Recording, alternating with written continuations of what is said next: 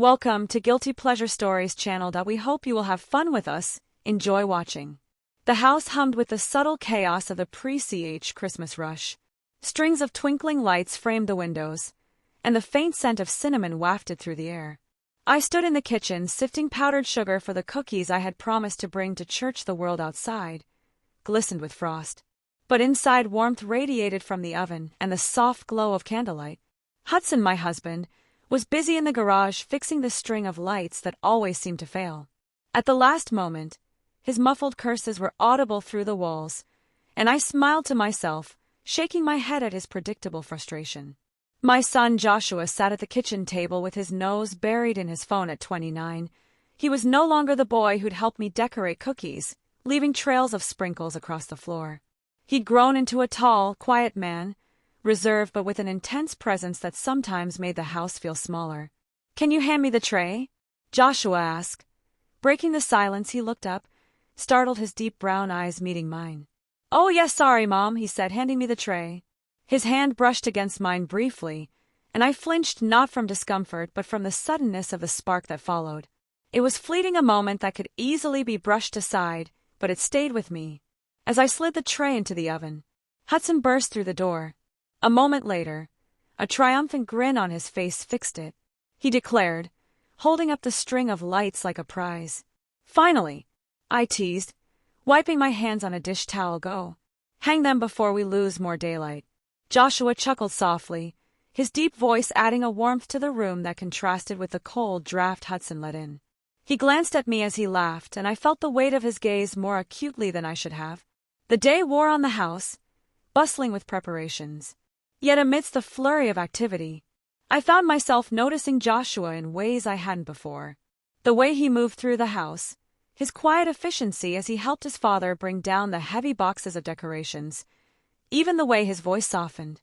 When he spoke to me, it all seemed heightened. I shook off the thoughts, convincing myself it was the holidays' stress playing tricks on me. By evening, the three of us gathered in the living room to decorate the tree. Hudson poured himself a glass of wine and settled into his armchair after untangling the last of the ornaments, leaving Joshua and me to finish the task. "Do you remember this one?" I asked, holding up a handmade ornament from when Joshua was 7. He smiled, a rare, genuine smile that softened the sharp angles of his face. "Yeah, I think I spilled glitter everywhere making that, and I spent days finding it in every corner of the house," I said with a laugh. Our hands brushed again as he took the ornament from me to hang it on the tree. This time the touch lingered a fraction longer, and I felt a warmth rise in my cheeks. I quickly turned away, reaching for another ornament to hide the flush I knew was there. The evening carried on with laughter and memories, and by the time the tree was complete, Hudson was dozing in his chair, his wineglass balanced precariously on the armrest. Joshua offered to help me clean up as we worked side by side in the kitchen. The silence between us was both comfortable and charged. At 2 he leaned closer to reach for the dish towel, and the proximity made my breath catch. I looked up, and our eyes met. "Thanks for everything you do, Mom," he said quietly, his voice sincere. I swallowed hard, the warmth in his gaze, unsettling yet impossible to ignore. "It's nothing," I said, turning away to busy myself with the dishes. But it wasn't nothing. The moment hung in the air long after he left the room. In the days that followed, I couldn't shake the subtle shift in Joshua's demeanor. He lingered in the kitchen when I cooked, offering to chop vegetables or set the table, something he hadn't done in years. His laughter came more easily, and the quiet, brooding young man I'd come to know since his teenage years seemed to soften. It was a welcome change, but it left me feeling unsettled in ways I couldn't name. "Need help with those?" Joshua's voice broke through my thoughts one afternoon as I wrestled with a stubborn wreath hook. "Oh no, I've got it," I said, struggling to push the hook into the wood of the door frame. Before I could protest further, Joshua stepped in, his hands brushing mine as he gently took the wreath and hook. His presence was close, his scent clean and faintly woods, filling the small space between us with a firm motion. He secured the hook and hung the wreath, stepping back with a satisfied grin. "Air easy," he said, glancing down at me. "Thank you," I replied, my voice quieter than I intended. He didn't move away immediately, his eyes holding mine for a beat too long. I cleared my throat, stepping back to put space between us, and busied myself with adjusting the ribbon on their wreath. Joshua leaned against the door frame, watching me with an intensity that made my hands tremble. "You're working too hard, you know," he said. Softly. "It's Christmas," I replied, forcing a lightness into my tone. "It's all part of the fun." "Still," he said, his voice dipping lower, "you should let me help more." The warmth in his gaze was disarming, and for a moment I felt exposed under its weight. I nodded quickly, eager to escape the charged moment. "Well, if you're offering, you can start by carrying those boxes back to the attic." "Anything for you," he said, his voice soft, almost playful. As he walked away, I took a deep breath, trying to steady the racing of my heart. "It's nothing," I told myself, "he's just being kind." But the knot in my stomach told me there was more to it, something unspoken that simmered beneath the surface of our interactions. That evening, Hudson fell asleep early on the couch, leaving Joshua and me to clean up the remnants of dinner. The soft glow of the Christmas tree illuminated the living room, casting a warm light that made the space feel smaller, more intimate. "Want to watch a movie?" Joshua asked as he stacked the last of the plates in the dishwasher. "Sure," I said hesitantly, something festive. He smiled, pulling a blanket off the couch and tossing it over his shoulder. "I've got just the thing." I settled onto the couch, expecting him to take the armchair or sit at the other end instead. Joshua sat beside me close enough that our knees touched. He draped the blanket over both of us, his arm brushing mine. As he adjusted it, the movie began, but I couldn't focus every shift of his body. Every small movement seemed amplified in the quiet room. At one point, I felt his hand graze mine beneath the blanket. I pulled mine away instinctively, but the movement didn't go unnoticed. "Sorry," he said, his voice barely audible. "It's fine," I replied, my throat dry. We sat in silence for a few more minutes before he spoke again. "You've been distant," he said, his tone gentle. I blinked, caught off guard by the observation. "Distant? I don't think so, you have." He insisted, his eyes fixed on me. "Ever since I came home. It feels like you're avoiding me." His words sent a pang of guilt through me. He wasn't wrong. I had been keeping my distance, trying to quiet the growing unease in my ***T. "I'm not avoiding you," I said softly. "I've just been busy, too busy for me." He asked, his voice carrying a vulnerability that tugged at my heart. "Of course not," I said quickly, reaching out to touch his arm before I could stop myself. "I'll always have time for you." "Joshua." His gaze dropped to where my hand rested on his arm, and for a moment I thought he might pull away. Instead, he covered my hand with his touch warm and steady. "I missed you, Mom," he said quietly. "I know I don't say it enough, but I do." The sincerity in his voice unraveled me, and I found myself leaning into the moment despite my better judgment. "I missed you too," I said, my voice barely above a whisper. We stayed like that for what felt like an eternity, the weight of his hand on mine, grounding me and unsettling me all at once. When the movie ended, neither of us moved to turn off the TV. The room was filled with the soft crackle of the fireplace and the distant hum of Hudson's snores. Joshua's hand slipped away first, and he stood stretching. "I should head to bed," he said, his voice carrying a note of reluctance. I nodded, unable to find words as I watched him leave the room. The days leading up to Christmas blurred together in a flurry of preparations. Joshua's presence was a constant, helping me decorate, offering to wrap gifts, even joining me for errands. His attentiveness was flattering, but it left me off balance, unsure of how to navigate the shifting dynamic between us. On Christmas Eve, as snow began to fall outside, I found myself alone in the kitchen, arranging cookies on a tray. For the next day, Joshua entered quietly, his movements uncharacteristically hesitant. "Can I ask you something?" he said, leaning against the counter. "Of course," I replied, looking up from the tray. He hesitated, his eyes searching mine. "Do you ever feel like there's more to this than just being family?" The question took the air from my lungs. I set the tray down carefully, my hands trembling. "Joshua, I know it's wrong," he said quickly, stepping closer. "But I can't help how I feel," the intensity in his voice. The raw emotion in his eyes left me frozen. My mind screamed at me to shut this down, to push him away. But my heart ached at the vulnerability he showed. "We can't," I said finally, my voice barely audible. "You're my son, I know," he said, his voice breaking, "but I can't stop seeing you as more than that." The weight of his confession settled between us, an unspoken truth that neither of us knew how to bear. The days following Christmas felt like walking a trope over an endless abyss. The air in the house had changed thicker, heavier, as though the walls themselves bore witness to the unspoken truths between Joshua and me. And yet we couldn't stop circling each other, drawn together by something neither of us dared to name aloud. Joshua found every excuse to be near me, whether it was offering to help me with chores, lingering at the table after meals, or joining me for long walks around the neighborhood, dusted with snow. His presence was constant. Hudson, ever preoccupied with work and projects, seemed blissfully unaware of the tension that simmered beneath the surface. One evening, I stood at the window watching the snow fall in thick, lazy flakes under the glow of the streetlights. The house was quiet. Hudson had gone to bed early, exhausted from a day of shoveling the driveway.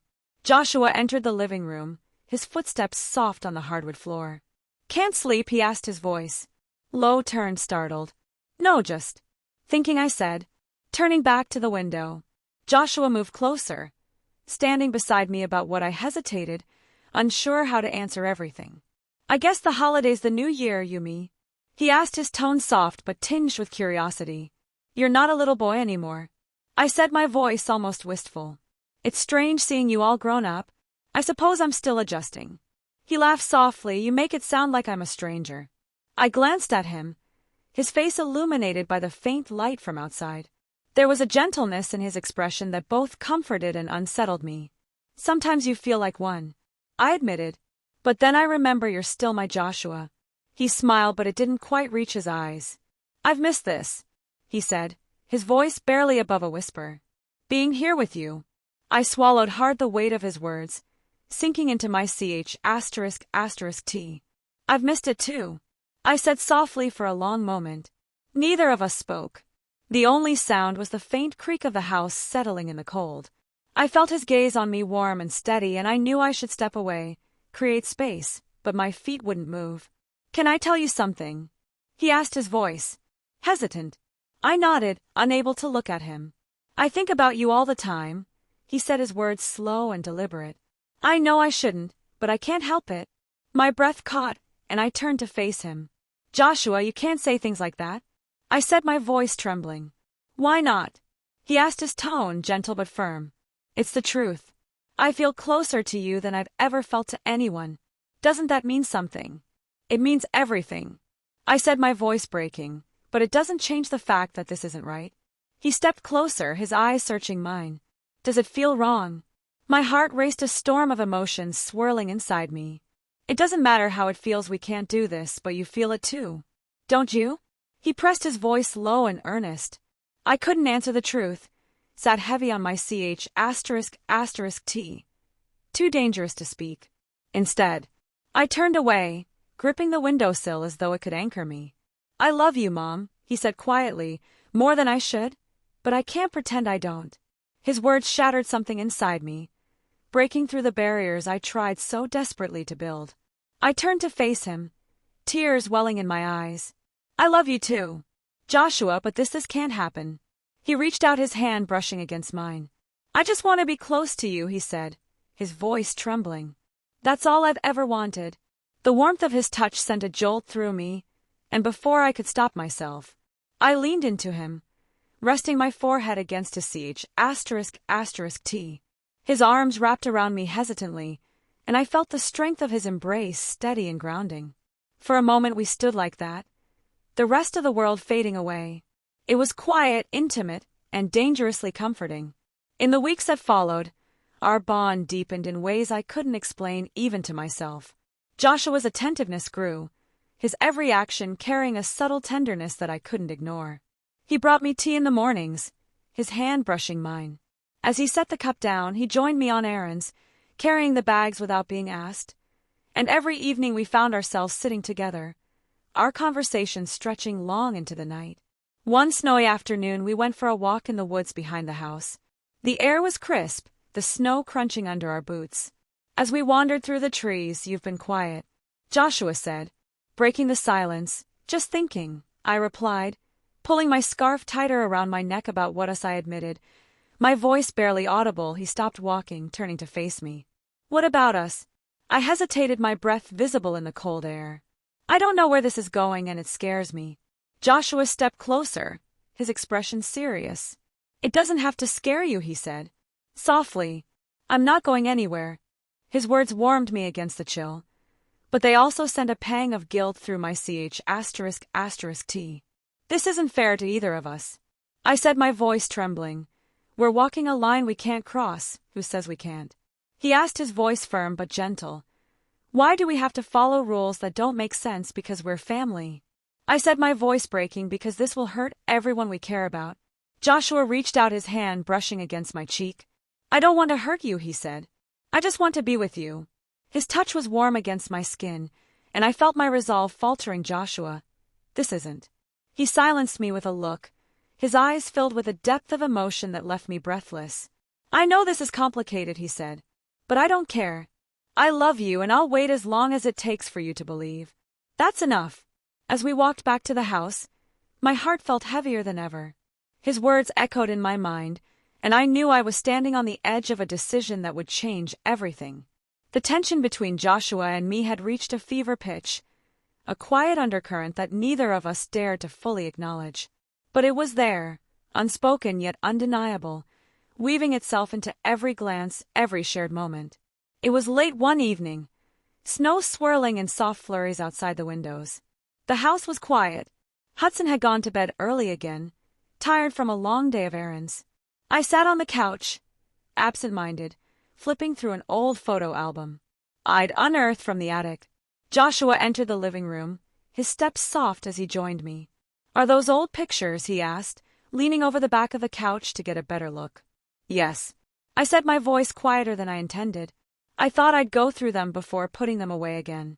Joshua walked around and sat next to me close enough that our shoulders brushed. The warmth of his presence sent a shiver through me, and I tried to focus on the photographs.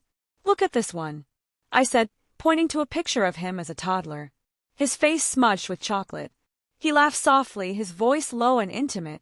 I don't know how you put up with me back then. You were a handful, I said with a smile, but I wouldn't trade a second of it. Joshua's gaze lingered on me as I turned the page.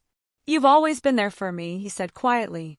I don't think I ever told you how much that means to me. You don't have to, I replied, my throat tightening. I know. For a moment, neither of us moved.